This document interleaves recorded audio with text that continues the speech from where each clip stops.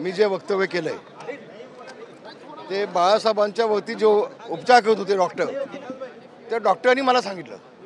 खरं तर एक दिवस आधीच बाळासाहेब गेले होते. मग उद्धव ठाकरेंनी त्यांना का ठेवलं एक दिवस? हे बाळासाहेबांच्या भोवती ज्यांनी उपचार केले त्या डॉक्टरांनी मला सांगितलं. काय कारण होते यामागचं? काय कारण? आता त्यांना विचारून घ्या, मी कसं सांगू? शिवसैनिकांना, इतरांना, सर्व नेत्यांना अंधारात ठेवण्यामागचा काय उद्देश असू शकतो? आता त्यांना विचारून घ्या, मी कसं सांगू?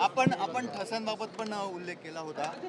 ठसे घेण्यात आले असे आपण उल्लेख. हा, त्याची मातोश्रीवरती चर्चा चालू होती की बाळासाहेबांच्या हाताचे ठसे घेतलेले आहेत, पण ते कशासाठी ते काय कळलं नाही. ते काय कळलं नाही. पण आपण इतके दिवस गप्प का होतं, म्हणजे आजच का बोलतात? काय कारण?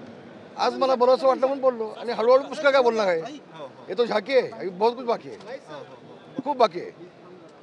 कारण ज्या वेळेला आमच्या मुळावरती उठतायत, माझ्या मुलाच्या मुळावरती उठतायत, काय नसताना विधिमंडळामध्ये राजीनामा मागतायत आणि फक्त एकट्यालाच टार्गेट करतायत, असं असेल ना तर तुमचं जे आहे ते लोकांचं म्हणायला आम्हाला अडचण काय? मग काय अडचण आहे? बाळासाहेबांची मोठी संपत्ती होती, ती कुठे लॉकरमध्ये होती, त्यामुळे त्यांचं काम जे आहे मला माहिती नाही, मला कल्पना नाही. त्यांना विचारून घ्या, ते सांगतील. ठाकरे गटाकडून टीका होते की आता लोणी खाऊ झाले त्यामुळे ते सगळे जाणवतात. असं ते 2012 मधली घटना, 14 मधली घटना त्यांना आता आठवते असं आता जर एखादे डॉक्टर मला सांगत असतील, त्या डॉक्टरांची भेट झाल्यानंतर ते डॉक्टर मला सांगत असतील तर ते बोललं पाहिजे, मला बोललं पाहिजे. आणि हे काहीच नाही, खूपच आहे, खूप आहे. जेवढं तुम्ही माझ्या मुलाच्या मागे लागाल ना तेवढं तुमचं मी सगळं उजेडामध्ये आणेन. मी मातोश्रीमध्ये 55 वर्ष मी काढलेत, 55 वर्ष मी काढलेत. आणि किती वेळा तुम्ही बॅगा घेऊन बाहेर चालला होतात मातोश्रीतना, अजून खूप बोलायचं बाकी आहे.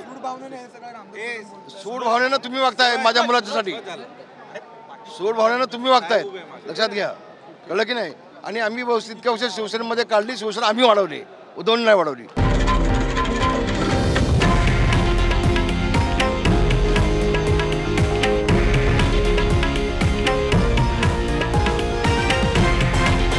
हे आहे देशातील नंबर 1 न्यूज नेटवर्क आणि आपण पाहत आहात TV9 मराठी, एकमेव.